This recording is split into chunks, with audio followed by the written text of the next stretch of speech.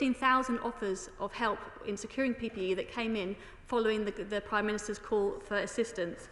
Now, obviously, people wanted to respond to that call, and then we needed to manage the sheer volume of correspondence that was coming in. The important thing to note is that when PPE offers did come in, they went through the same 8-stage process. So no matter which way those things were communicated, they went through the same process, and that should provide assurance.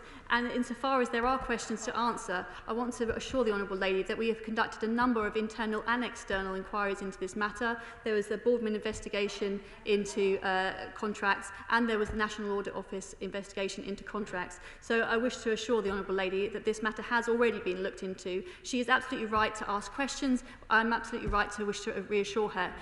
I would also add that there have been a number of debates on COVID contracts in this House. One of them took place in Westminster Hall. Now, I was on maternity leave at the time of the pandemic, so I share her concerns. I wanted to understand what had happened. So I responded to a debate in Westminster Hall on those questions, where I actually set out very candidly some of the concerns and challenges that we face at the height of the pandemic. A number of honourable members engaged in that debate asked very legitimate questions, which I responded to the best of my ability. I was not aware that she's ever engaged in any of those debates. And so she wishes to generate a lot of hue and cry over this, and that's understandable from a political point of view. But it's my duty to set out the challenges we did face and the ways in which we are addressing some of the concerns.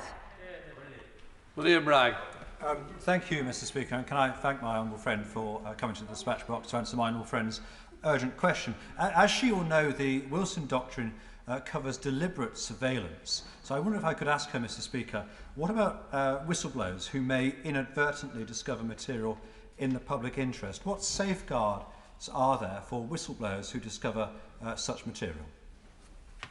I thank the honourable gentleman for his question, and I think it's important that there is a distinction made between material that was inappropriately sourced and then leaked, and people that are trying to raise legitimate concerns that require public transparency. And I shall look into the concerns that he raised and make sure that there is not a blurring between those two very important and distinct issues. Thank you, Mr. Speaker, and I'll follow your strictures precisely. All of my questions are about ministerial offices. Was the former Health Secretary aware, indeed was the security officer in his department aware of the CCTV camera in his office? Is this minister aware of similar CCTV cameras in any other ministerial office? Who installs such systems in ministries, and who monitors them and has access to their feeds? Do they record video only, or is it sound and vision? And given there were reports of this footage being touted about on Instagram for some time, is it true that staff from private companies manage those systems and monitor the footage? And if that is true, who is responsible for vetting, and what is the process for vetting such staff? And most importantly, and finally, how confident is the Minister that others, states and non-state actors who would do us harm, have not already compromised other staff or gained direct access to some of those CCTV feeds? I thank him for his questions, and these are legitimate concerns which will be raised and addressed. My hope is that through the Department of Health investigation. The Cabinet Office, as I say, is there to set the standards, and we have regular correspondence and engagement with departments on those. But as he raised a number of points that we need to look into via this investigation within the Department of Health, who installs these machines and so on. But my understanding on this basis was that it was a CCTV camera and it was not a covert device. But then there are obviously questions to answer about the way in which civil servants are vetted, and they do go through stringent vetting processes, and then there is a risk-based approach to which departments need to be more regularly swept. And I hope that some of the answers that he seeks will be answered by the Department of Health's investigation into this matter. Javid. Thank you, Mr. Speaker. The Secretary of State for Health during a pandemic is one of the most safety-critical roles, and people should have been able to have the frankest of conversations with him regarding the nation's health without fear of being recorded. We know that throughout this awful crisis there have been a number of leaks, the most notable being the one prior to the second lockdown in November last year.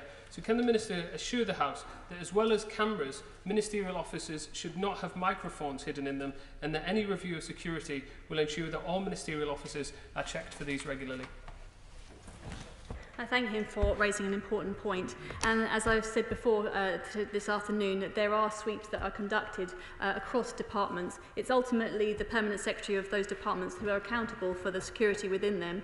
But the Cabinet Office sets out very clear guidance and continues to liaise with departments about how that is adhered to. But he raised an important point when it comes to covert devices, and we all seek the same reassurances he does on those matters. You know, crikey, Mr. Speaker, who'd be a minister on a day like today? Look, I don't want to go into the detail of what happened on the day in question, but it occurs to me that the security camera, and I think we're accepting they are security cameras, must have been pretty covert, surely to goodness. I mean, I know where the security cameras are in my high street and round about where I live in the Highlands.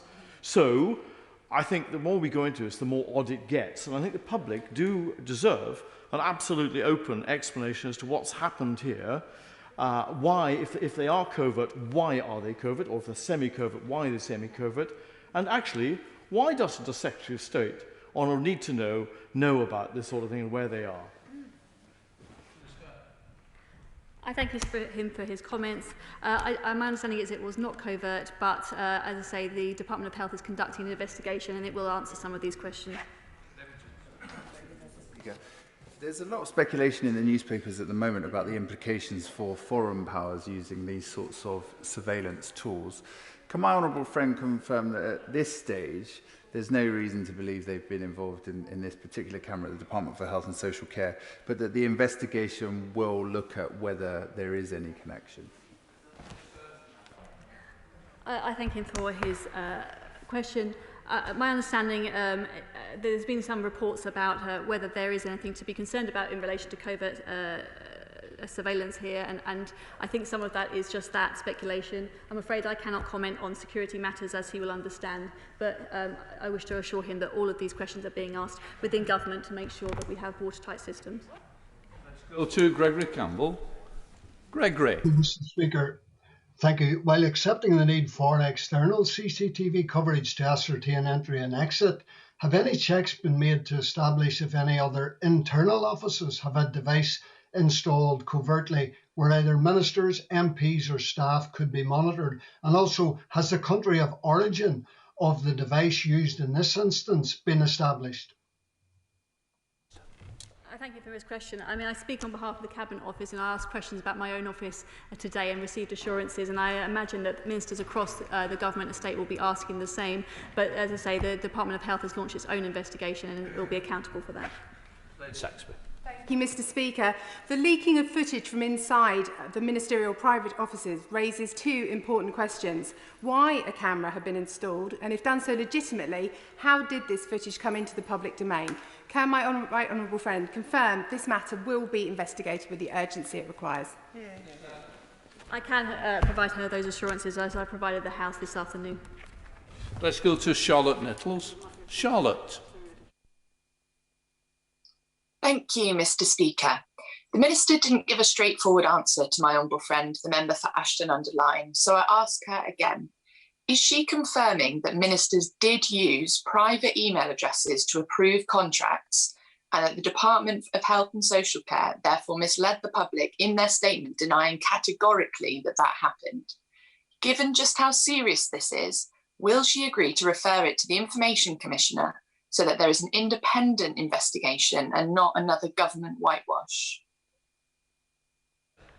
Thank you for the question. My understanding is it's not within the Minister's power to approve contracts. That goes through the approval of civil servants. So I would like to offer her that assurance, but I'm happy to look into the particular incident that she highlights with further if there are concerns that need to be looked into.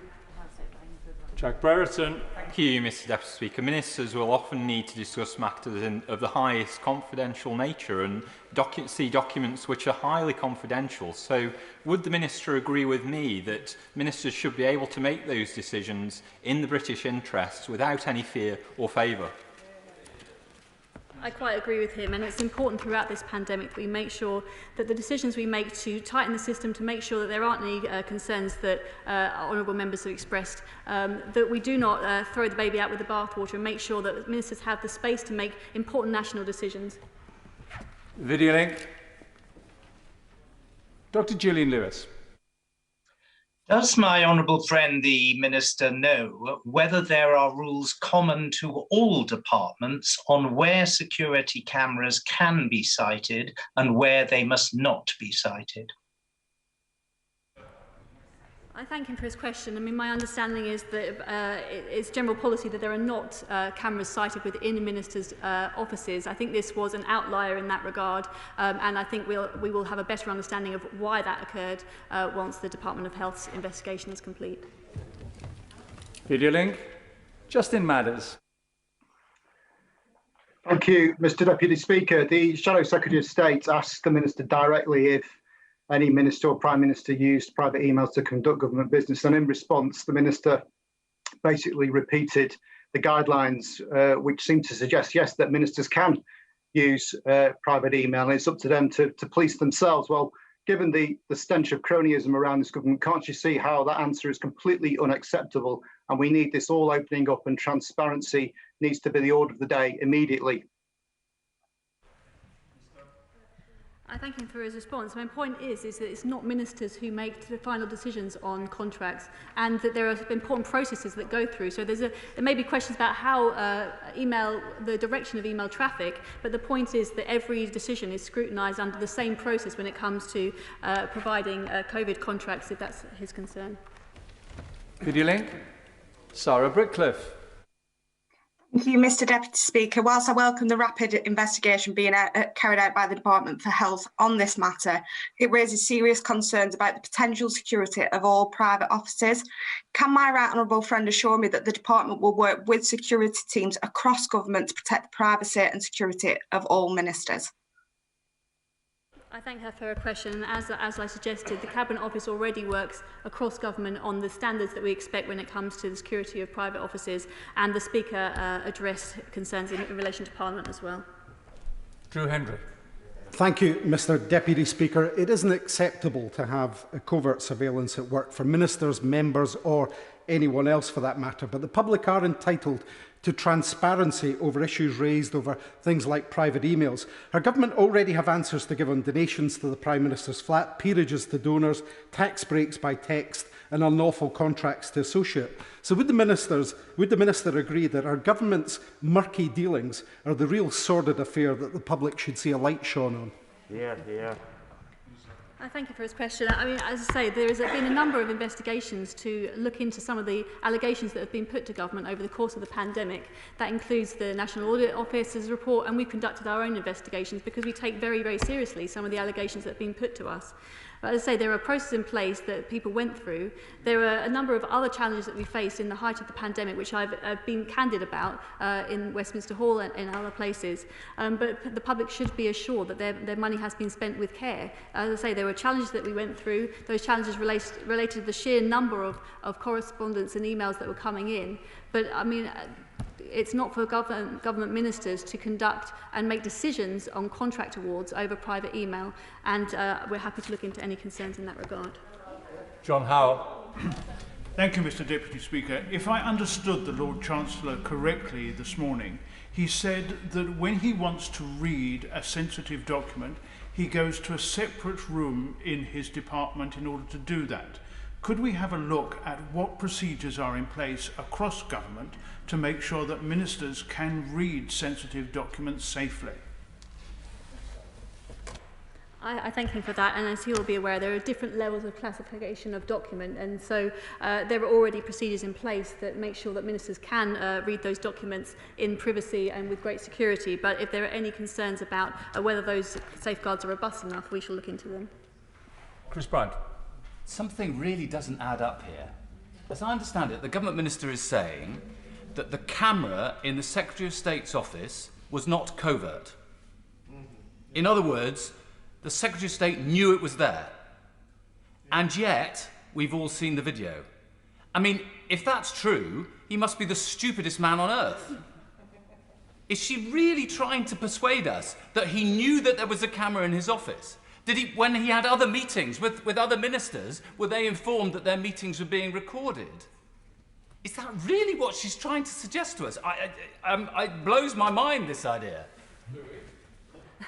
I'm sorry that his mind is blown. I'm a Cabinet Office Minister who is responsible for overall adherence to government security rules. When it comes to the matter of the placement of the camera in that office, I'm afraid it's for the Department of Health to account for themselves when it comes to what happened there, and they're already have conducted an investigation which we will want to look back at. Steve Bryan.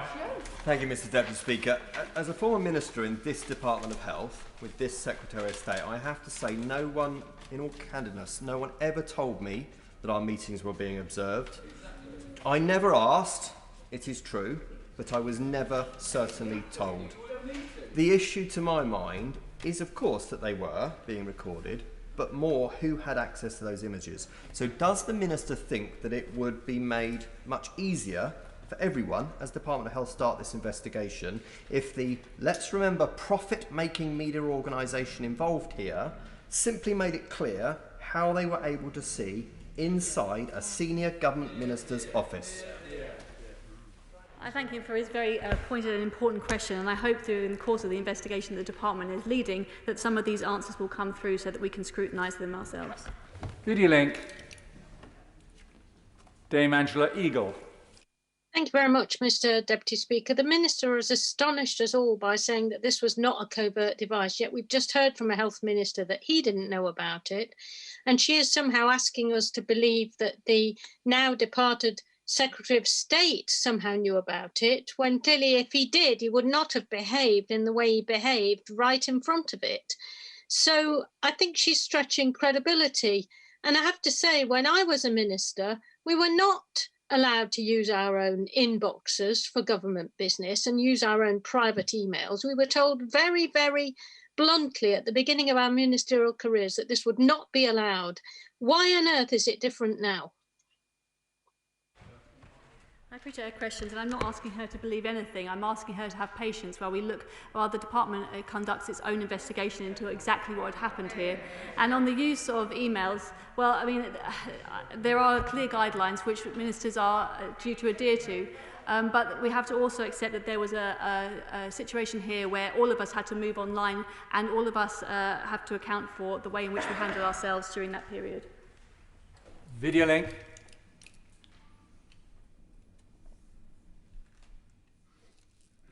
Audio link, Debbie Abrahams.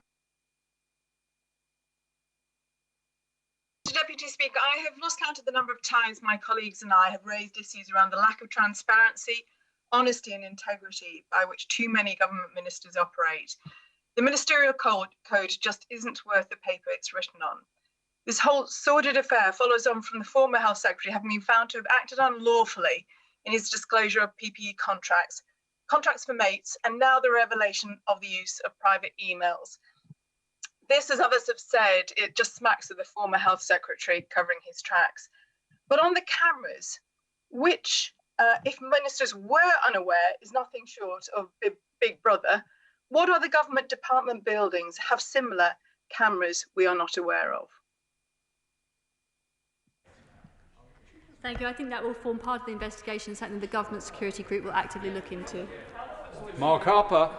Thank you very much, Mr. Deputy Speaker. On this issue about the use of private emails for government business, can she just confirm what the legal position is as far as the Freedom of Information Act? My understanding is if a public authority, and clearly the Secretary of State is the public authority, uses a private email for government business, then that private email and those emails are subject to the Freedom of Information Act, and the destruction of any emails in order to prevent them being disclosed would actually be a criminal offence. That information, I think, will obviously be of some reassurance to people. Is she able to confirm that from the dispatch box? I can confirm that official information held in private email accounts is subject to FOI. Fellows. Mr. Deputy Speaker, Minister, when the investigation into this matter is concluded, will you come back to the will the Minister come back to the Chamber and tell the House whether or not this leak has breached the threshold to warrant an investigation by the intelligence agencies.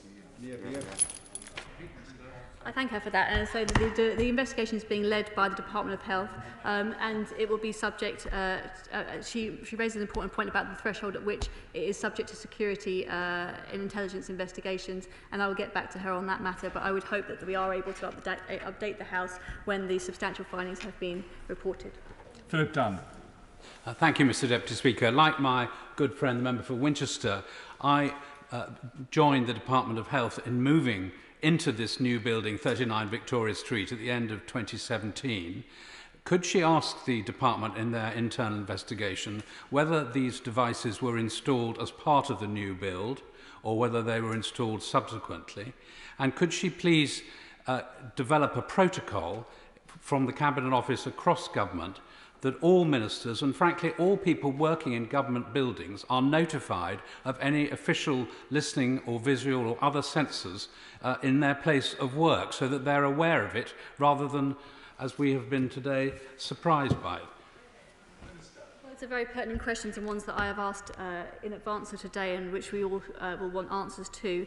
And I think he makes a very important and useful suggestion when it comes to the protocol in relation to CCTV or any other device that might be found in a minister's office. And I'm sure that other ministers across government will want to have that assurance. Video link. Sean Warra. Thank you, Mr Deputy Speaker. The Secretary of State engaged, at least as we thought, on matters essential to our national security, health and well-being, is filmed unbeknownst to him, and that film is leaked to a national newspaper, but it could just as well have been a foreign power. I have to say I find the Minister's complacency incomprehensible. Can she at least confirm that the government knows where each government CCTV camera is, who has access to it, and whether outsourcing has led to a plethora of private security firms and other contractors having access to the footage? I thank her for that question, and I just wish to assure her I'm not complacent on this. This is a fast-moving situation where we found out about this device on Friday. I've sought a number of assurances, but some of those cannot be answered at the moment because there is a live investigation underway. But these questions are being asked, and we do want to understand so that we can assure the House. And I'm placed in the rather frustrating position as to not being able to provide the clarity that people understandably demand on a day like this. And I will have to ask the House's forgiveness while those investigations are underway. Jackie Doyle-Price. Thank you, Mr Deputy Speaker. The truth is that the days when officials ask ministers for instructions via papers placed in locked red boxes are long gone. And the truth of the matter is that officials and Whitehall departments expect ministers to be in contact with them 24/7. And that can be very difficult for ministers in those positions to actually access secure devices to look at things. So could I ask the Minister to really instruct the Cabinet Office to really challenge the guidance that's given to officials and ministers about this, so that ministers aren't finding themselves unwittingly having to use private emails, as I found quite often as a Minister of the Department of Health. That is such an important point that the Honourable Lady raises, and we are living in a different we are living in a different circumstance where electronic communications mean that we are contacted at all hours of the day on different email accounts, on different devices and so on. And we are trying to clarify the guidance on this because this is a situation which we are perhaps not as best prepared for as we should be. But we are not complacent on this. She also raises an important point. There are lots of different systems across which ministers have to operate. I have my parliamentary account, I have my Cabinet Office account. We also have to engage in meetings across different systems, and trying to move between those systems can provide real challenge. I think it's something that we need to provide clearer guidance to other departments on. Video link. Rachel Maskell. Thank you, Mr Deputy Speaker. The government's lax security has resulted in information communication ending up in the wrong hands. The government's lax procurement processes via text, private email and word down the pub has led to billions of pounds of public money ending up in the wrong hands. Sensitive information and public money, neither safe nor secure. So how will the Minister ensure that there is an end to this casual approach to security and spending, information and communications? And for the third time, what discussion have taken place with the Information Commissioner over these casual communications since these revelations have come to light? Question. I've not personally discussed this with the Information Commissioner over the weekend. As I say, there are a number of issues that have come to light that we need to be on top of, and I hope to assure the House on these matters in the coming days. Video link. Joanna Cherry. Thank you, Mr. Deputy Speaker. We have a Prime Minister who's had to have his phone wrested from him by the security services for conducting government business by WhatsApp, and now a Health Secretary using his Gmail for official purposes. So can the Minister please answer the second part of the question posed by her honourable friend, the member for the Forest of Dean, and confirm to us that it would be a criminal offence for any ministers to destroy communications they've made about government business on private emails or private messaging apps for the purpose of defeating the ends of justice regarding our freedom of information request, or indeed for the purpose of defeating the ends of justice in any future inquiry into the COVID crisis? Thank you for your question. As I say, official information held in private email accounts is subject to FIY and all of the rules and restrictions around that. Felicity Buchan. Thank you, Mr. Deputy Speaker. My honourable friend has said that the ultimate responsibility for security lies with the department and that the Cabinet Office sets best practice. Given the importance and sensitivity of security, should we not centralise this to ensure that every department complies and there is no aberrant behaviour? I think ultimate responsibility is with the Prime Minister and the Cabinet Secretary, but it's for the accounting officers to be answerable on these matters for their departments. Mr Matheson. Mr Deputy Speaker, the Minister says that this wasn't a covert device and that it was known about, but then she says that they only found out about it on Friday in a fast-moving situation. So she needs to get her story straight, not least because we've got two respected former ministers there in the department who knew nothing about these cameras. The Honourable Member for Wellingborough rightly talked about the Wilson Doctrine and about the importance of monitoring the surveillance of members of Parliament. So wouldn't it be a good idea if now the Prime Minister made a statement to this House to tell us exactly when he first knew about this device and about the content that was on it?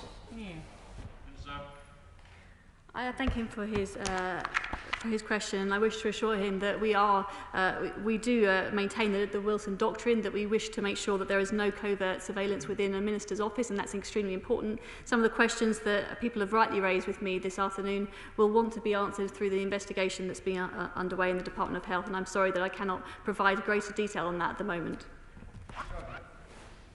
Mr. Speaker. Mr. Deputy Speaker, you'll be as aware as everybody in this House is aware that Mr. Speaker, along with many people in this House, were absolutely livid at the leaking of the second lockdown which happened, and you'll know Mr. Speaker asked for a full investigation into that. What's emerged over the weekend has blown all that up, Mr. Deputy Speaker. It could have been a whole number of people who were never even considered as part of that investigation, which, as the Speaker has informed us on Privy Council terms, he's informed is still ongoing. So could I ask my honourable friend the Minister to liaise in her department and with the Cabinet Secretary to ensure that any information of who had access to that video footage and covert surveillance of that office feeds that into the investigation that Mr. Speaker has asked for to find out how things were being leaked to the press before this House knew about them?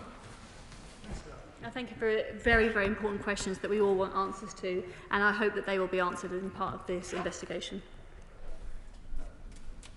Bob Stewart. Thank you, Mr. Deputy Speaker. Does the Department for Health and Social Care handle its own Ministerial Office security, or is this done across Whitehall by other organisations such as the police?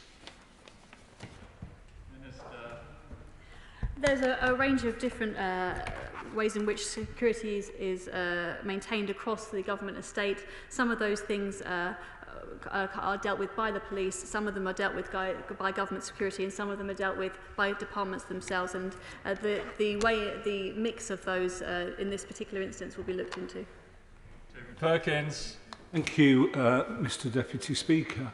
I think as parliamentarians we all will have sympathy for the Minister being sent here to respond to this question without many of the questions that need to be asked. We all would expect that her boss was actually here to answer these questions, as indeed he would have been if he thought he had answers to give to them. But can I ask her to stress the next time she speaks to the Cabinet Office Secretary how unsatisfactory this situation is, how dangerous it is to the security of this nation, and that this House really does demand that this situation not only is never repeated, but this House gets the answers that she's been unable to furnish us with today.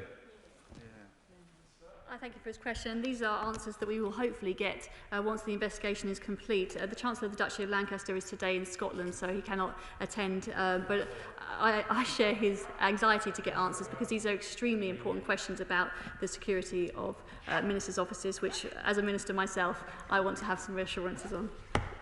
Scott Benton. Thank you, Mr Deputy Speaker. Is the Minister able to reassure the House that in considering the findings of the Department of Health's own internal investigation into this matter, she will not rule out considering if this leak was a breach of the Official Secrets Act? Thank you, and I shall want an answer to that question. Brian. Speaker. First of all, we've got to ask, is a department-led inquiry sufficient for the gravity of this? Because we need to know, do these recordings extend to other departments? Who was all this footage offered to, and who benefited from the release of the footage? We need to understand the security risks of ministers doing business with private email, has been said, and the Minister can't say, oh, it's complicated. It's simple. You have a parliamentary email address, ministers should use it, end of story. But also, because of this leak, this is the only way we found out about another crony appointment that the government didn't bat an eyelid with. So who's taking the lead in investigating all these other matters? Here, here. I thank you for his question. And as I say, I'm sorry that I cannot furnish the House with the answers on the matter of security on this day, but I hope to be able to do so shortly. Video link. Phil Wiggin. Thank you. Thank you, Mr Deputy Speaker, and I'm grateful to the Speaker for granting my honourable friend's urgent question. But with one department spreading documents behind a bus stop and another one publishing CCTV, I can't say I'm terribly surprised if ministers don't want to use their private offices. Does my honourable friend, who I think is doing a very good job at the dispatch box, agree with me that we need a root and branch change in the trust and behaviour of the civil service? I thank you for his question, and insofar as there are any questions that are raised within this entire episode about whether the matter was leaked, then there will be questions to be answered insofar as they involve any civil servants who are vetted when they do their jobs and have to adhere to certain codes themselves. Video link. Dame Diana Johnson. Thank you, Mr Deputy Speaker. Can I just say to the Minister, first of all, that this House should take precedence in the priorities of the Chancellor of the Duchy of Lancashire, not travelling to Scotland. And when I was a minister, neither parliamentary emails nor private emails were allowed to be used for government business. So can the Minister confirm if using private email accounts to discuss sensitive government business is in breach of the Freedom of Information Act, the Official Secrets Act, the Data Protection Act or Public Records Act, which makes specific requirements on the use of government information? Thank you for her question. As I've said today, government guidance is that official devices, email accounts and communications applications should be used for communicating classified information, but other forms of electronic communication may be used in the course of conducting business, and the official information that is held in private email accounts is subject to FOI, and I hope that provides her with assurance. I'd like to thank the Minister for coming today to respond to Peter Bone's urgent question and responding to 37 parliamentary questions in total. We will now suspend before the statement on COVID. Order.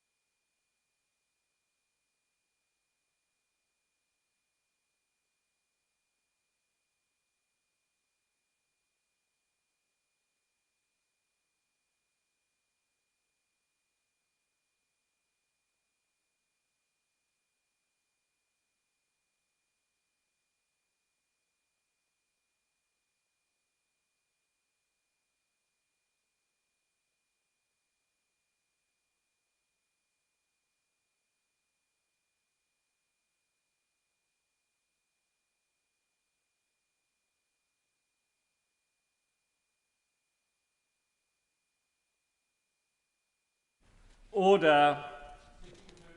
Order. I'd like to congratulate Sajid Javid on his new appointment. And in so doing, can I call Secretary Sajid Javid to make a statement? Sajid Javid. Thank you, Mr. Deputy Speaker. I'm honoured to have been asked to become Secretary of State for Health and Social Care. I understand the responsibility that comes with this job, especially at this critical moment. As someone who has sat on these front benches for many years, this past year has been a difficult one. I've been frustrated not to be able to play my part in helping to meet the greatest public health challenge our country has ever faced. So I'm especially proud, Mr. Deputy Speaker, to have been given this opportunity for public service. Nothing embodies the spirit of public service more than our National Health Service and those who work in our social care. I've seen it myself in my own constituency. I saw it again just this morning at St Thomas's Hospital, where I met doctors and nurses and volunteers who have moved mountains this past year. Now they're helping us vaccinate our way out of this pandemic. I pay tribute to them all, and I pledge to do everything I can to deliver for them and the people of this great country. And I look forward to working with colleagues on all sides of the House as we together work on this vital mission. We are making phenomenal progress with our vaccination programme. Vaccination is now open to every adult in the country. 84% of adults have got a jab and 61% of adults have had 2 doses. This progress has allowed us to safely take those first 3 steps out of the lockdown and on towards greater freedoms that we can enjoy today. We owe this strong position not only to the NHS, but everyone that has played their part. I want to take this opportunity also to pay tribute to my predecessor, my honourable friend, the member for West Suffolk, who had worked hard throughout all these testing times. He has achieved a great amount in the work that he did, and I know that he will have more to offer in public life, and I wish him the very best. Mr. Deputy Speaker, there remains a big task ahead of us to restore our freedoms. Freedoms that, save for the greatest of circumstances, no government should ever wish to curtail. So my task is to help return the economic and cultural life that makes this country so great, while of course protecting life and our NHS. Now that task has been made all the more difficult by the Delta variant, which we now know makes up some 95% of new cases in the UK. Not only does it spread more easily, but the evidence points to a higher risk of those who have not been vaccinated needing hospital treatment compared to the previously dominant Alpha variant. This narrowing of the race between the virus and the vaccine led to the government's difficult decision to pause step 4 on our roadmap until 19th of July. We're using this extra time to protect as many people as we can. When the government took that decision on June the 14th, over 4.3 million over 40s had a first dose, but not a second. Now that's down to 3.2 million people over 40. We can all be assured by how many more people are getting the life-saving opportunity that the vaccine offers. So, Mr. Deputy Speaker, at this 2-week review point, I want to update the House on our progress to our roadmap to freedom. Mr. Deputy Speaker, our aim is that around 2/3 of all adults in this country will have had both doses by 19th July. We're bringing forward second doses and bringing forward our target for first doses too, so we can meet that 19th July goal. Vaccine uptake remains sky high. We've seen that age is no barrier for enthusiasm for getting the jab. As of this weekend, more than half of adults under 30 have taken up the chance to be vaccinated, including, in the last couple of weeks, all 3 of my own adult children. And our vaccines are working, including against the Delta variant. The latest modelling from Public Health England shows that they have saved over 27,000 lives and have prevented over 7 million people from getting COVID-19. Now, we do know that after a single dose of vaccine, the effectiveness is lower against the new Delta variant at around a 33% reduction in symptomatic disease. But 2 doses of the vaccine are just as effective against hospital admission with the Delta variant compared to the Alpha variant. The jabs are making a difference in our hospitals too. In January, people over 65 who were vaccinated earlier in our programme made up the vast majority of hospital admissions. The latest data shows that that group now makes up less than a third.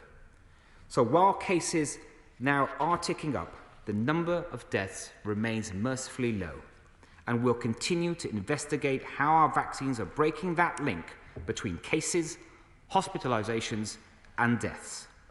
And I'm also encouraged by new data just today from Oxford University's Mix and Match trial, which shows that a mixed schedule of jabs, such as getting the AstraZeneca jab first and then the Pfizer second, could give our booster vaccination programme more flexibility and possibly even some better immune responses. Now finally, Mr. Deputy Speaker, we continue to see a rise in hospitalisations, although in line with the kinds of numbers we had anticipated at this point in our roadmap. The number of people needing hospital treatment for COVID-19 has doubled since the start of May. Admissions are most clearly increasing in the northeast and the southwest of England. So we've been boosting testing centres and vaccines in those areas and keeping a close watch on the numbers. Now, I spent my first day as Health Secretary just yesterday looking at the data and testing it to the limit. Whilst we decided not to bring forward step 4, we see no reason to go beyond the 19th of July. Because, in truth, no date we choose comes with zero risk for COVID. We know we cannot simply eliminate it. We have to learn to live with it. We also know that people and businesses need certainty, so we want every step to be irreversible. And make no mistake, Mr. Deputy Speaker, the restrictions on our freedoms, they must come to an end. We owe it to the British people, who have sacrificed so much to restore their freedoms as quickly as we possibly can, and not to wait a moment longer than we need to. So, Mr. Deputy Speaker, with the numbers heading in the right direction, all while we protect more and more people each day, July the 19th remains our target date.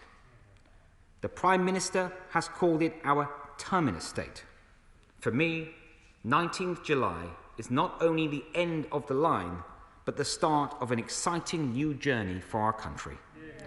So, Mr. Deputy Speaker, at this crucial moment in our fight back against this pandemic, we must keep our resolve and keep on our roadmap to freedom, so that together we can beat this pandemic and we can build back better. It is a task that I am deeply honoured to lead, and one I know will succeed. I commend this statement to the House. For up to 5 minutes, Jonathan Ashworth. Thank you, Mr. Deputy Speaker. Can I just say at the outset that despite our fierce political differences, that my dealings with the previous Secretary of State were always courteous, respectful and professional, and I wish him well in resolving his personal difficulties. Now, I welcome the right honourable gentleman to his place and thank him for advance sight of his statement. He will find working with the NHS and social care staff both inspirational and rewarding. And I hope he will agree and make arrangements for them to receive a fair pay rise and not the real terms pay cut that is currently pencilled in. Now, today he has let it be known that July the 19th reopening will effectively go ahead. He told the news this morning that there is no going back, that lifting restrictions will be irreversible. Well, a word to the wise, Mr. Deputy Speaker. I responded to a lot of these statements these last 15 months. I remember ministers telling us there was nothing in the data to suggest June 21st wouldn't go ahead.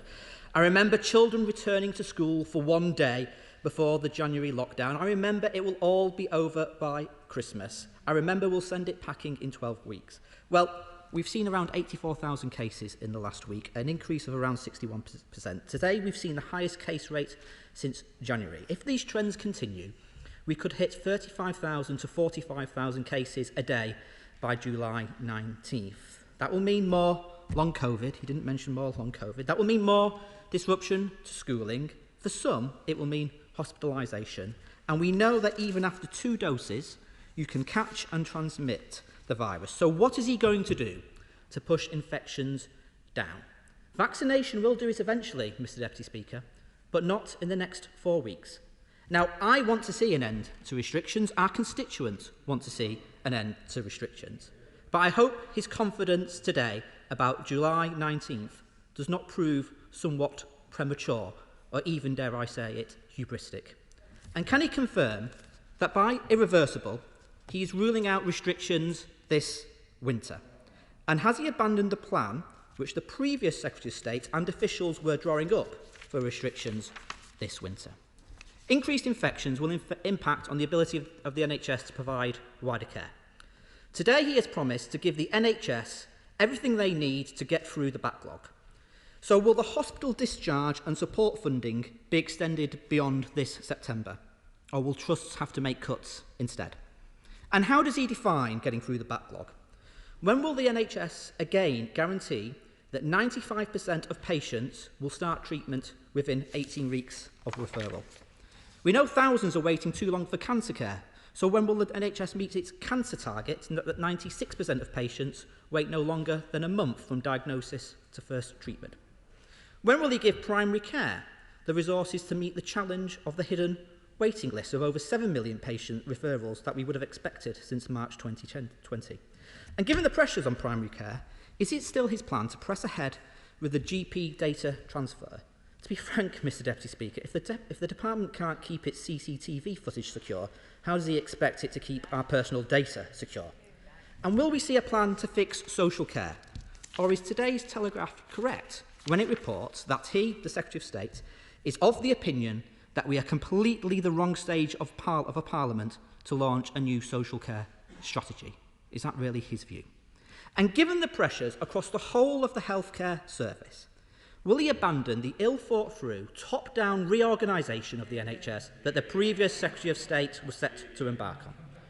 And finally, Mr Deputy Speaker, given the recent questions of propriety around COVID contracts, he will understandably want to present himself as a new broom. Can he confirm that he will not use a personal email account to carry out government business? Can he explain why the Social Care Minister has been using a personal email account to carry out government business? And why was the Parliamentary Under Secretary of State for Innovation, the Noble Lord Bethel, using his personal email account to discuss the awarding of government contracts? And why did he have meetings with a firm that won a contract but not declare it? Can he tell us whether he maintains confidence in that minister? And isn't it time that that particular health minister was relieved of their ministerial responsibilities as well? Secretary of State.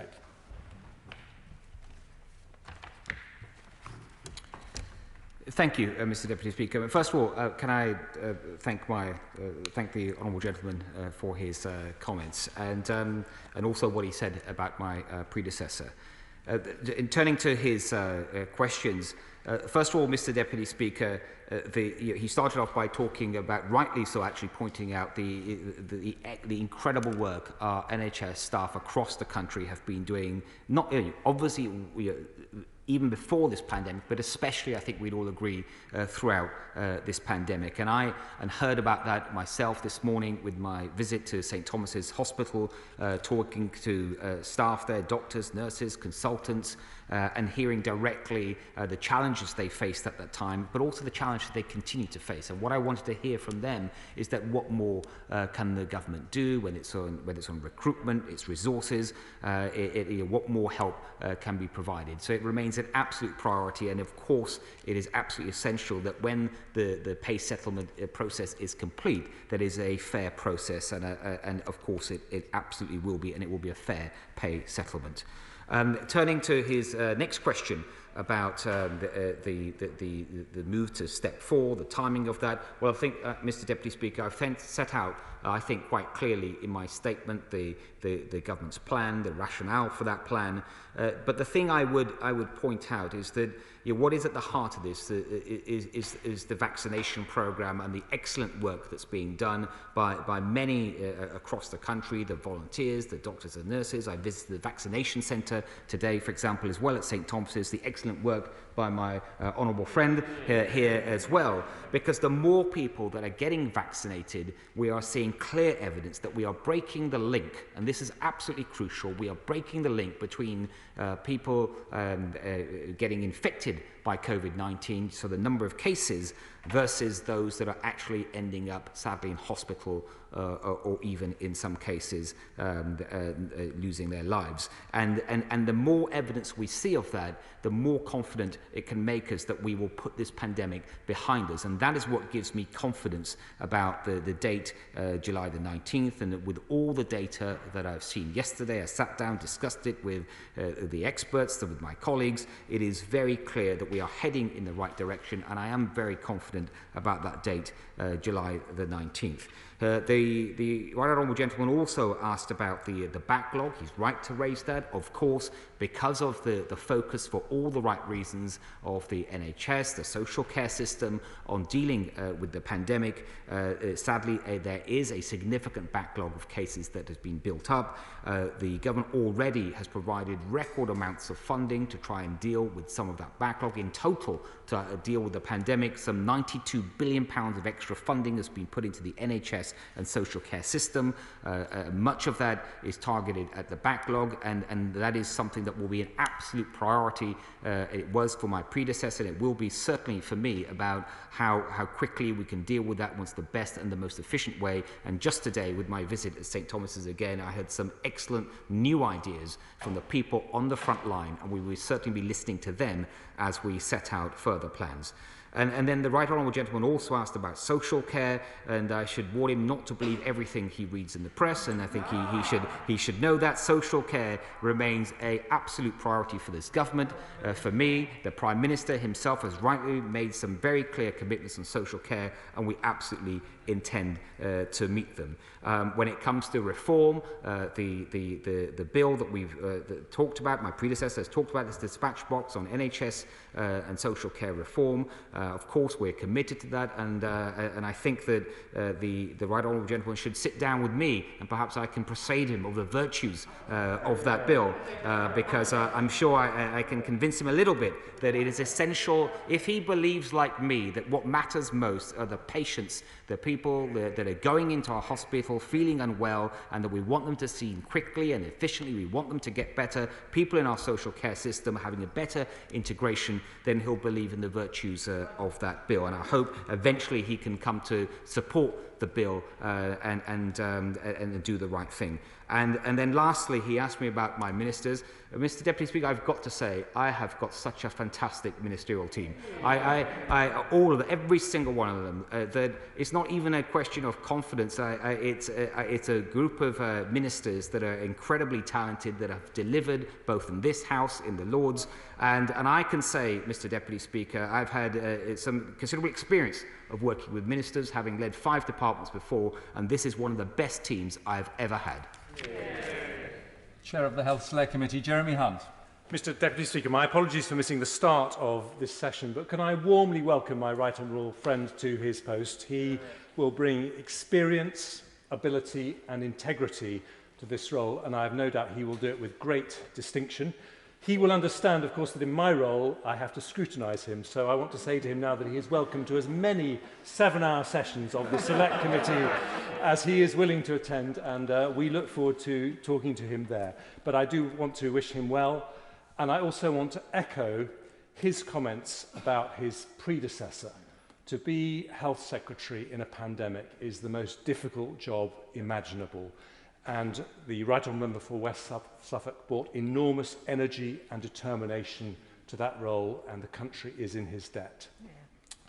As he deals with what we hope are the final stages of this pandemic, can I ask him whether he will also be giving thought as to how to prepare the NHS and care system for future pandemics, and whether at the top of his list will be putting more resilience into the social care system, not just meeting our manifesto promises on a cap on social care, but also making sure that local authorities have the long-term stability in funding to make sure that they really can look after every older person with dignity and respect.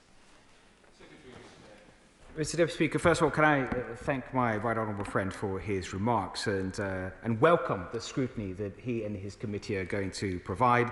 And I'm not sure about the 7 hours bit, but I very much welcome the scrutiny and the intention. On his two questions, absolutely in terms of preparing for future pandemics, there's a huge amount of work that's already gone on that. Just yesterday, I met the Chief Executive of the UK HSA that will work on much of this. And also, and I think my right honourable friend knows this, but for the benefit of others, that the best part of a year I've spent away from the front bench. I've also spent time as a senior fellow at the Harvard Kennedy School, where my project at the time was looking at future potential pandemics, and I'm going to put that knowledge to use as well, and everything I've learned through that process in doing that preparation. But he's also right to raise the importance of the social care reform and the work that needs to be done, including sustainable funding. And he will remember that as ministers, we've worked often together in the past. And again, I look forward to working with him in different roles now, but on the same issue, which is how do we provide a long-lasting, sustainable solution to the social care challenge this country faces. And as I said earlier to the Shadow Health Secretary, this remains a huge priority, and I look forward to talking with my right honourable friend and learning from him too. Video link. And for up to 2 minutes, Dr. Philippa Whitford. Thank you very much, Mr. Deputy Speaker. I'd like to welcome the new Secretary of State to his place and thank him for advice sight of his statement and ask how he plans to review or modify current COVID policy. The management of any epidemic is actually not rocket science, but infectious diseases 101, avoiding the importation of dangerous variants through border control and quarantine, and stopping the virus spreading from one person to the next. So does he plan to revise the government's quarantine and traffic light system to avoid importing more variants, which, like the Delta, would threaten the reopening of the domestic economy and society? On Friday, the National Audit Office released a report on the NHS test and trace system, which didn't quite get the media coverage one would have expected. 1 year on, Serco is still only reaching 83% of contacts, while Scotland reaches 98% and Wales 95%. Both of them have used public health and health protection teams from the start. As COVID restrictions are eased, a well-functioning test, trace, isolation and support system will be critical to detect and control small clusters and avoid future surges. So instead of awarding Serco a new contract for over £300 million, should the opportunity not be taken to reform the system? In particular, it's only isolation that stops the onward spread of the virus. But while the £500 isolation payment is welcome, it's less than the minimum wage, and many are excluded by the eligibility criteria. With no results at all registered for almost 600 million lateral flow tests that have been issued, will he shift some of that funding to provide more generous and accessible financial support for those who are asked to isolate?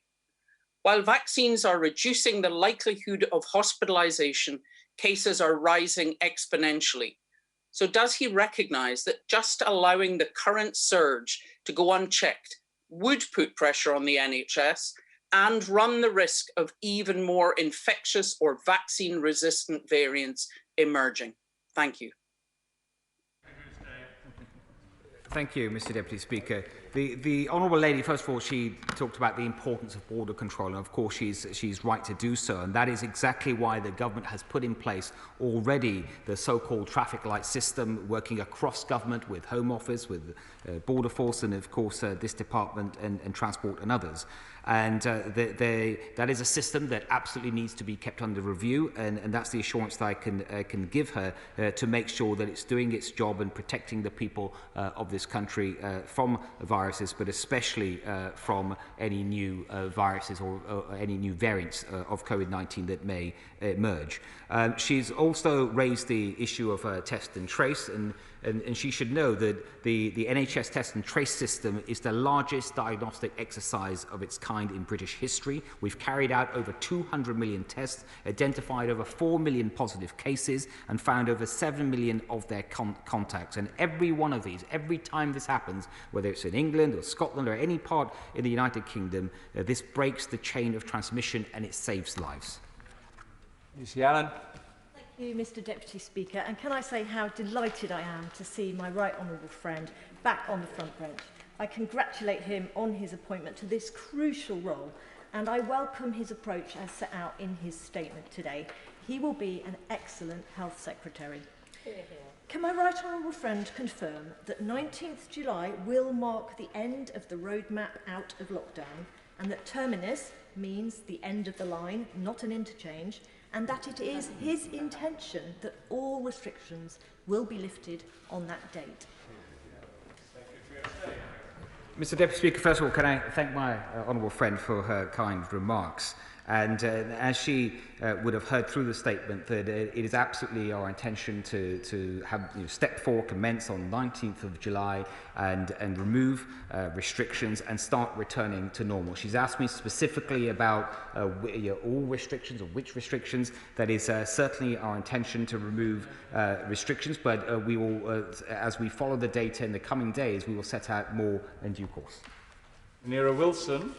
Very much, Mr. Speaker. Can I begin by welcoming the Secretary of State to his place, and I look forward to engaging constructively with him on a range of issues. The Secretary of State will be aware that during the course of the pandemic, well in excess of 40,000 people lost their lives to COVID in care homes, and the protective ring his predecessor talked about being in place at the start of the pandemic went in far too late. He will also be aware that 2 in 3 unpaid carers, some 7 million people, have reported their mental health worsening as a result of the pandemic, looking after loved ones. So will he help his boss to make good on his promise of almost 2 years ago on social care reforms and honour his manifesto pledge of cross-party work on this issue and meet with me and my right honourable friend, the member for Kingston and Surbiton, to urgently start work on this issue? Mr. Deputy Speaker, first of all, can I thank the Honourable Lady for her comments and the nature of her comments about working together, and I think she's absolutely right to say that, especially on something so important as social care. And she's right to raise this as a priority for government, for this House.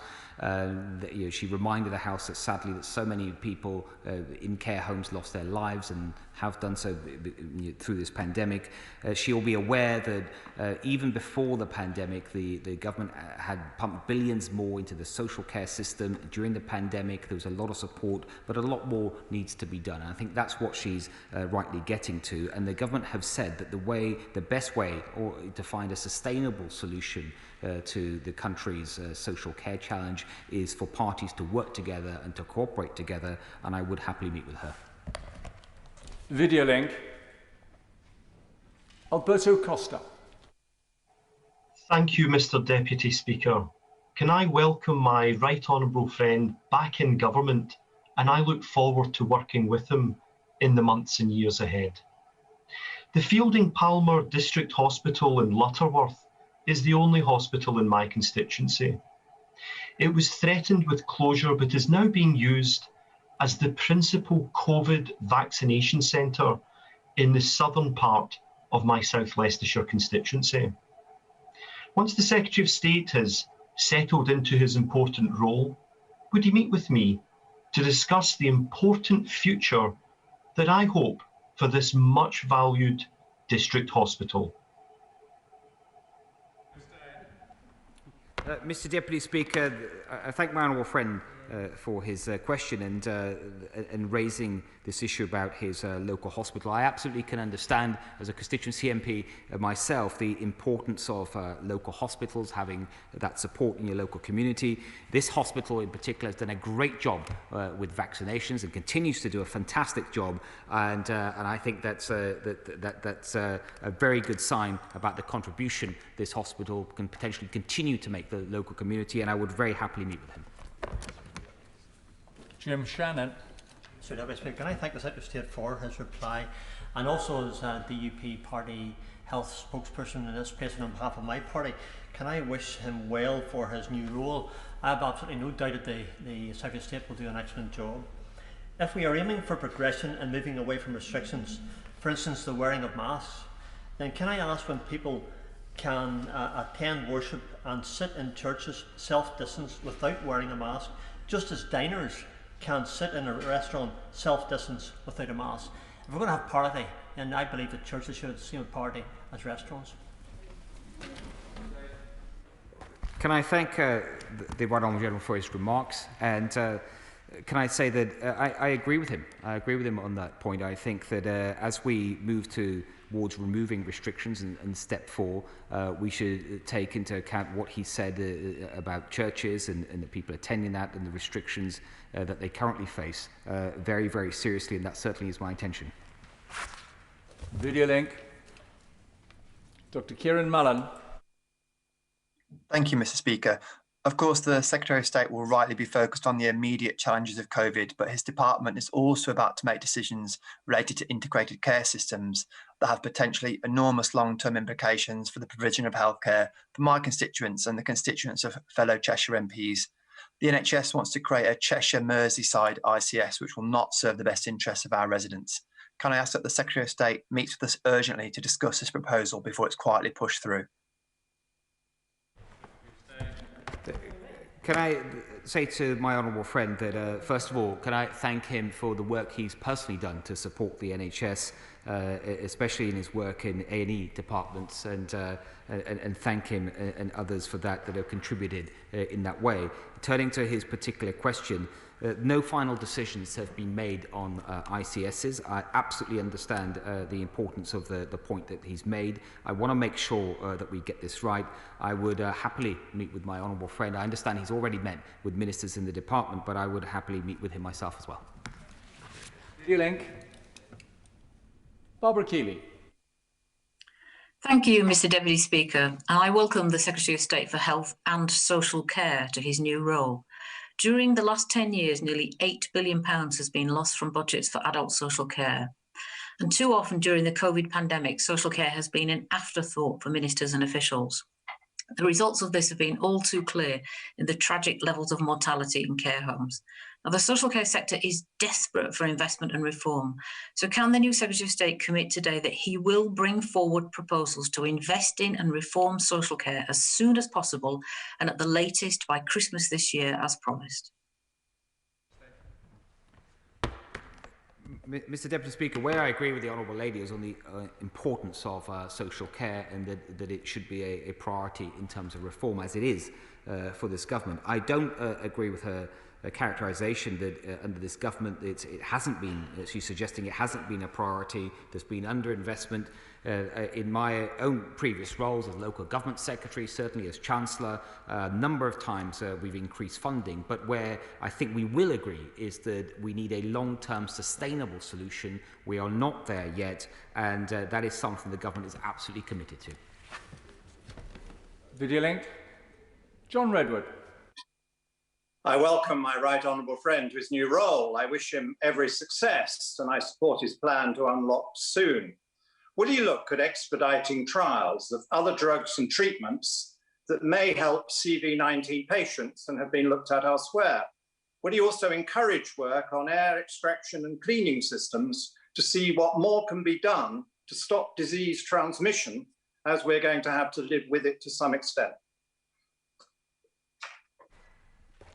Mr. Deputy Speaker, can I thank my right honourable friend for the welcome, and can I just simply say to his question, yes, I will.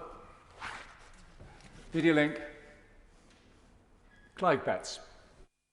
Thank you, Mr Deputy Speaker, and I welcome the Secretary of State to his new role and just say he could begin by launching cross-party working on social care reform by a response to the report done by two select committees, housing committees in local government and health and social care, in 2018. 3 years later, we're still waiting for a government response.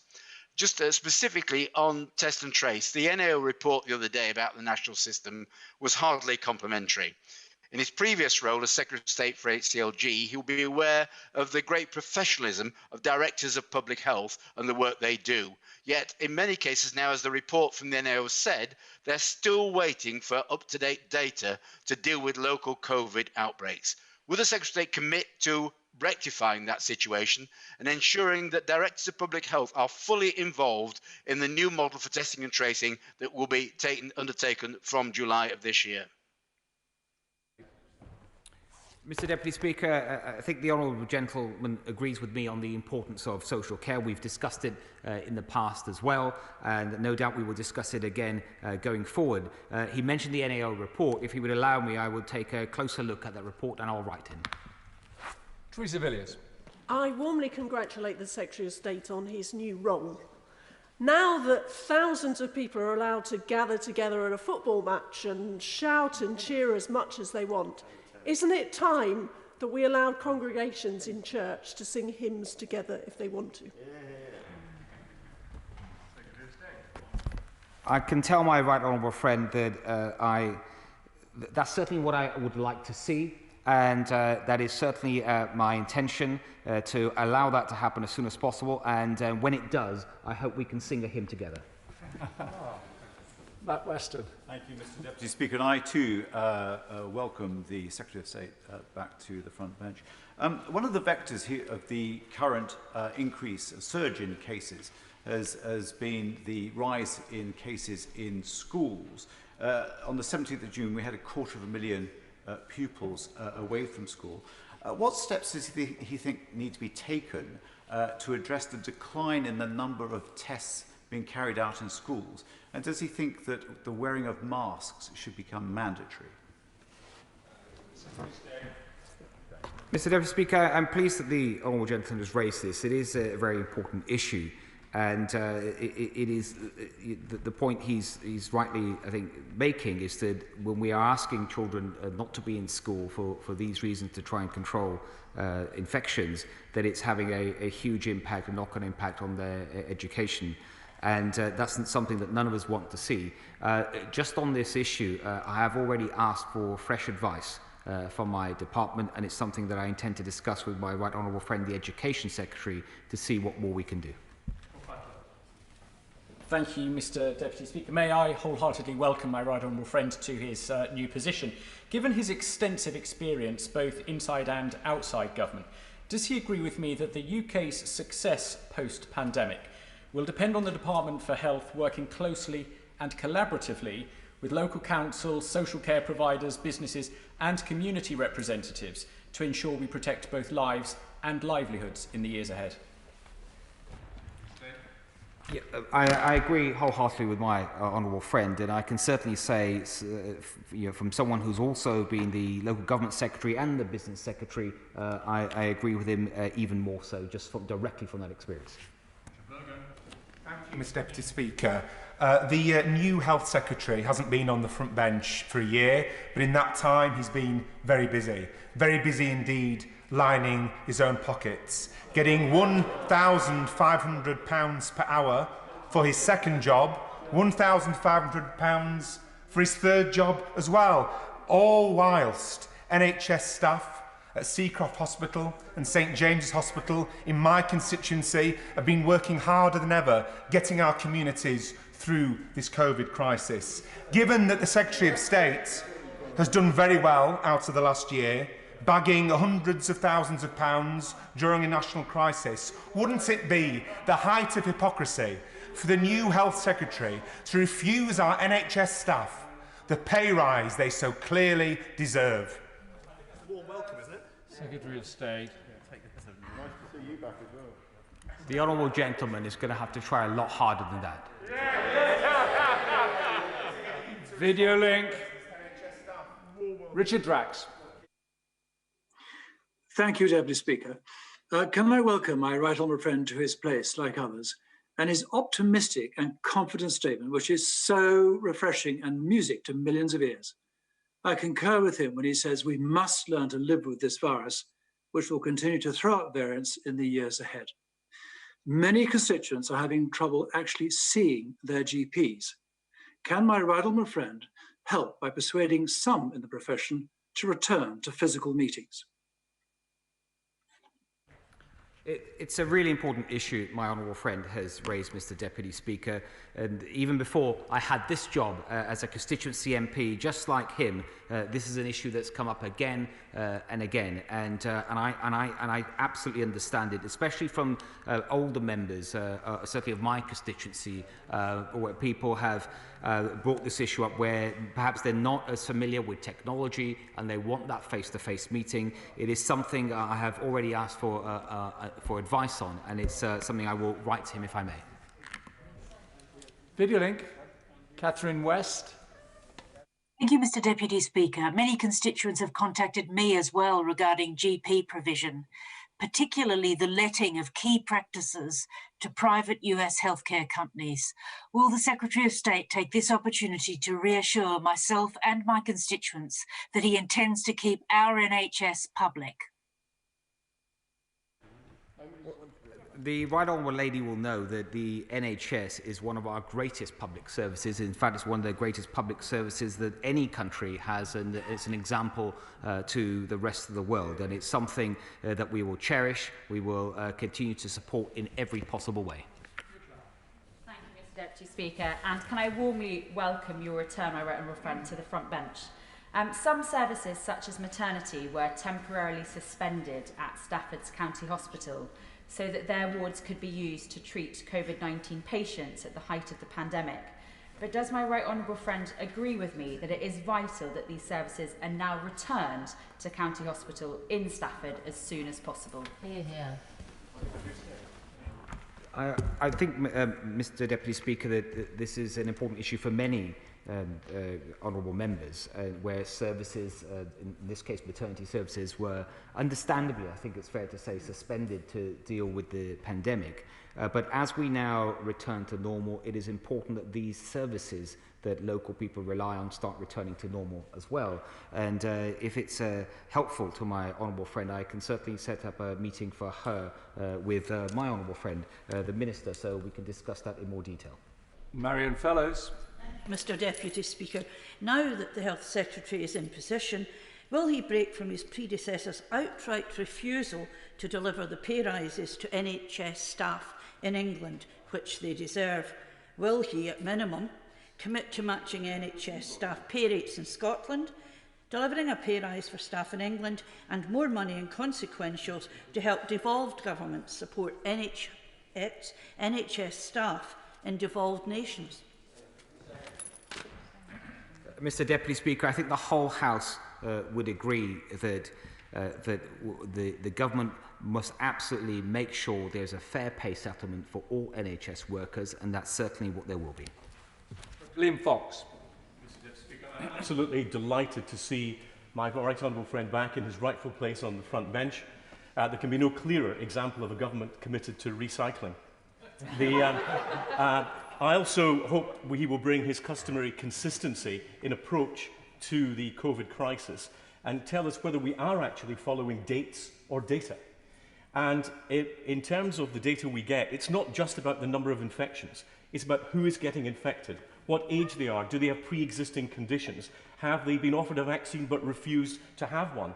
And it's not just about hospitalisations, how many people are there, how long are they being hospitalised for compared to the previous parts of the pandemic, how many of them are requiring extra care, how many are going on to ICU. We need to understand much better how the government are reaching decisions that they do. The British people are not stupid, and Parliament needs to be taken much more into the government's confidence, and I trust, given his previous example of how he's conducted himself, my right honourable friend will do that. Secretary. Well, can I first tell my right honourable friend I'm happy to be recycled and that's something we're recycling, something we're all in favour of. But on his very important point about data, and I saw the data in the department for the first time yesterday, in the very detail that it provides, how granular it is, and I have to say to my right honourable friend, I was very impressed with that data. So I can give him the reassurance that the government is looking at the data and absolutely taking that into account. But I also would like to see, find a way to make sure that we can share as much of that data as possible so others can benefit from that. And I will certainly be looking at ways to see how we can do just that. Mr Deputy Speaker, despite the best efforts of our hard-working NHS staff, COVID-19 has created a backlog of cancer care. Macmillan estimates the current backlog of people receiving their first cancer treatment now stands at 37,000 people across England. One of the key ways the Secretary of State can help with the government's goal of recovering from the pandemic is ensuring we have enough well-trained and motivated NHS staff now and into the future. Therefore, will the Secretary of State commit to addressing the cancer backlog and invest in the NHS workforce to build back better for the future now he's in post? And will he meet with me and Macmillan Cancer Support to discuss this urgent matter? Mr Deputy Speaker, your cancer diagnosis and treatment has remained a top priority, obviously rightly so, throughout the entire pandemic. 2.47 million urgent referrals have been made and over 618,000 people have been treated between March 2020 and April 2021. The Honourable Gentleman may also be interested to know that following the Help Us, Help You symptom awareness campaign, that many of the sort of so-called missing patients are starting to come forward and urgent referrals are rising, and that's what we all want to see. Thank you very much indeed, Mr Deputy Speaker. Can I warmly welcome my right honourable friend to his post and place on record my thanks to his predecessor, who was always assiduous in attending the Select Committee and indeed the dispatch box. But is my right honourable friend aware that Professor Sir Andrew Pollard, one of the heroes of the Oxford vaccine, recently told my committee that we need to be aware that new variants are likely to infect even the vaccinated. But, and I quote, if high protection against hospitalisation continues, despite the spread of cases in the community, the public health crisis is over. So what will my right honourable friend do to inform the public, and perhaps some officials, that we must move from being concerned about the number of cases of COVID to focusing squarely on hospitalisation? Mr Deputy Speaker, I absolutely agree with my right honourable friend. I mean, this is such a crucial point, and it's one that I referred to earlier. That, of course, cases, they're not unimportant, but because now that we have the vaccine, thankfully, and in this country in particular, so many people are getting vaccinated. Of course, we want to see more. We want to see more and more people coming forward, but the take-up is excellent, especially compared to other countries. It is that vaccine that is going to break that link between case numbers and hospitalisation. And as I said, we are absolutely starting to see that, and the indications are very, very positive on this, and I hope that that is the kind of news that my right honourable friend would welcome. Video link. Paul Blomfield. Thank you very much, Mr Deputy Speaker. The Home Office recently updated their visa guidance to say that new international students and those returning to the UK must be here by the 27th of September or lose their post-study work rights. Now, around 1/5 of our international students are from red list countries. Their arrival risks a surge in demand that will overwhelm the hotel quarantine system. Universities UK, the CBI and others have written to ministers urging flexibility on visa rules to enable blended learning to continue and phased entry to the UK. So will the Secretary of State urgently meet with his successor as Home Secretary to seek this change? Mr Deputy Speaker, the honourable friend seems to, I wasn't aware of this issue. I'm glad he's brought it to my attention, and I certainly will raise it with my right honourable friend, the Home Secretary. Video link. Jason McCartney. Thank you, Mr Deputy Speaker, and I welcome my right honourable friend to his challenging new role.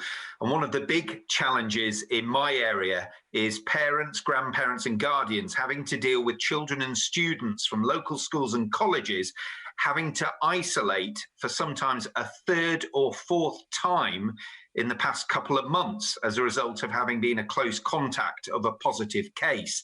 This is having a huge impact on education, mental health and well-being. So can I ask what extra PCR testing, as well as a new approach to isolating, can be introduced to help support local families and children? Mr. Deputy Speaker, another very important issue, and he's right to highlight the impact of this isolation that is demanded of children, understandably so, but the impact that it's having in terms of their education, mental health, and in so many other detrimental ways. And that is exactly why I've asked for fresh advice on this. I want to see if there's anything more that we can do, any more flexibilities. I am aware that there is a pilot program in place at the moment that certain local authorities are using, where tests can be used in lieu of isolation, but I want to see if we can go further, and I will be happy to discuss that further with my honourable friend. Video link. Sir David Evener. Thank you very much, Mr. Deputy Speaker. Can I congratulate my right honourable friend on his appointment as Secretary of State and wish him well. In Bexley Borough, we have some of the highest performing vaccination teams in the country, and we're all grateful to those involved for their tremendous work. However, will he confirm that the vaccine rollout remains his top priority so that my constituents in Bexleyheath and Craveswood can be confident that we defeat this pandemic, ease restrictions and see life return to normality after the 19th of July? Mr. Deputy Speaker, I can certainly confirm that to my honourable friend. As he just suggests, the vaccine is the best way out of this pandemic. And let me share with him that 4/5 of adults have had their first jab, 3/5 of adults have had both jabs. That's some almost, I think, 77 million jabs across the country, millions more to come. And this is going to be our way out of the crisis. I'm grateful for the huge amount of work that the NHS staff, volunteers are doing in his constituency and throughout the country to achieve this and get more and more people vaccinated. Video link.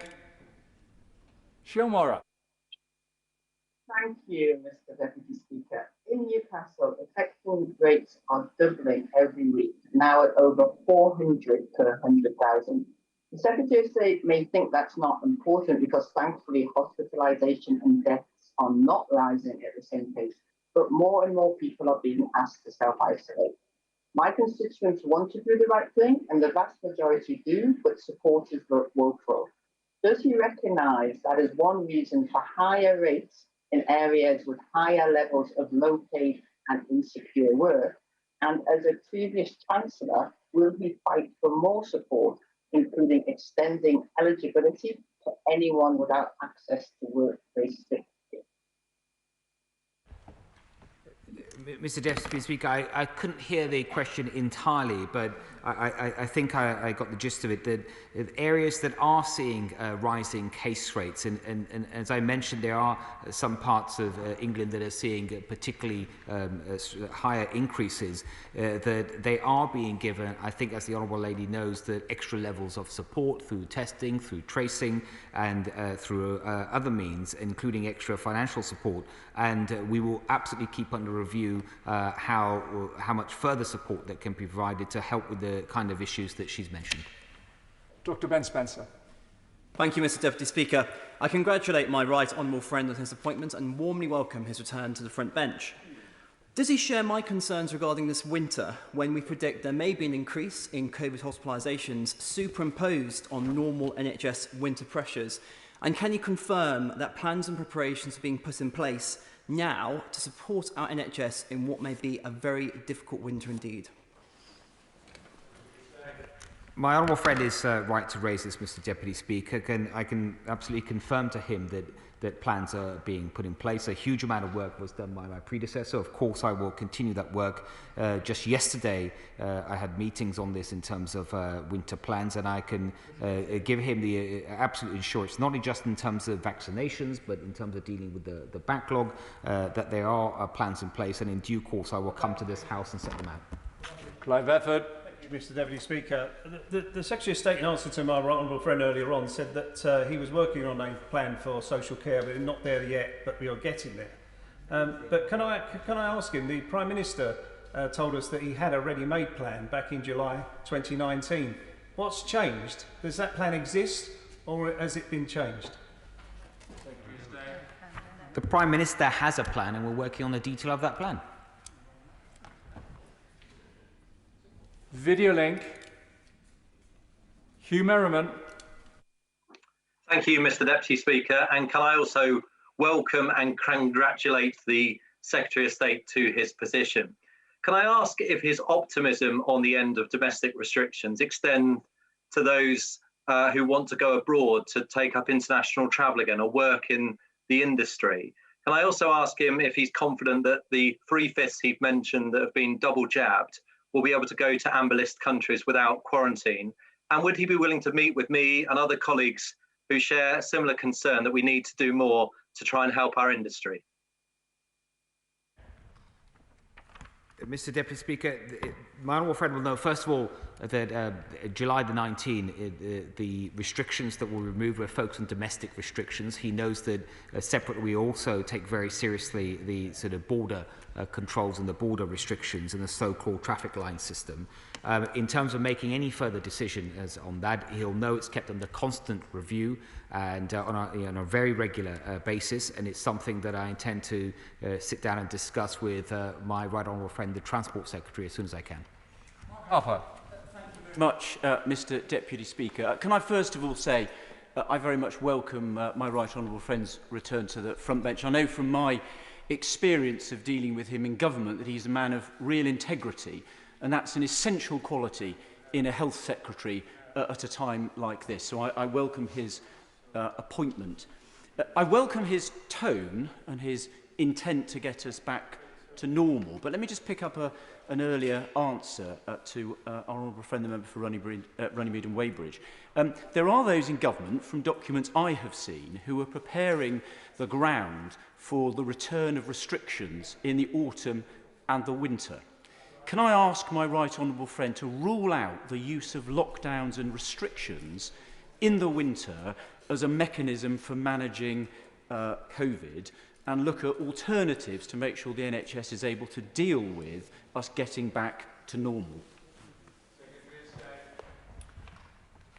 Mr Deputy Speaker, first of all, can I thank my right honourable friend for his kind and warm remarks, and I know he's taken a great interest in throughout the pandemic on the restrictions in particular, and I absolutely understand why it's been so important to him and to others. So one thing I'd like to say to him already, I'm very happy to meet with him and discuss these issues in more detail and listen to his views. And when it comes to restrictions, he should know that it's my intention, it's the government's intention, as I've said, I think from day one on this job, is to remove all restrictions as quickly as possible. Final question, Steve Bryan. Warm welcome to my honourable friend. I wish him very well. I'm looking for a change in policy as much as a change in tone. So can I just return him finally to the subject of education? Estimates suggest 250,000 children are missing school today due to precautionary isolations. The vast majority of them sequential due to the bubbles they're caught in. 10 days of isolation is then unavoidable under the current rules, even with a negative PCR test. Haven't our young people suffered enough? Are we really going to continue to do this to ourselves? So is this not an area, Mr Deputy Speaker, given the availability and reliability of testing now, where I might find that change of policy I'm looking for? Again, as other honourable members have rightly raised this, my honourable friend is right to draw attention to this once again. This is a very important issue, and it's something I've focused on day one on the job. That is why I've asked for fresh advice on this. As he knows, this decision was made with the data that was available at the time. Clearly, data is changing all the time, and we must make sure that we keep that under review for exactly the right reasons that he's just set out. And as I say, I have asked for advice on this, and I will be hopefully be able to say more on this as soon as possible. I'd like to thank the Secretary of State for Health for his statement today and in his first outing in the new role has responded to 31 questions in 1 hour. So thank you very much. Point of order, Kay Green. Thank you, Mr. Deputy Speaker. Last Monday, following education questions, I raised a point of order querying the Secretary of State's claim that the government aimed to roll out tutoring to 6 million pupils. The Secretary of State insisted that that figure was correct. However, at the end of last week, Schools Week reported that when they approached Department for Education officials about the figure, they contradicted the Secretary of State, saying the pledge is for 6 million courses, not 6 million pupils. Mr. Deputy Speaker, in light of this discrepancy and the possibility that the Secretary of State has given incorrect information to the House, can you advise me on what steps I can take to ensure that he comes to this chamber to clarify the matter in order that honourable members can be sure that we have accurate information? I thank the honourable member for giving notice of this point of order, because it does allow for fuller responses, which I think is what every member would like. So although the content of answers to parliamentary questions and contributions is not a matter for the Chair, I must remind the House that the government's own ministerial code requires ministers to correct any inadvertent errors in answers to parliamentary questions at the earliest opportunity. An error has been made in this instance. I'm sure that the government will seek to correct it as quickly as possible, and I know that the whip on duty will pass this on to the Minister, and if the honourable member wishes to pursue this issue, I'm sure that the Table Office will be able to further advise her. We will now suspend for 3 minutes. Order.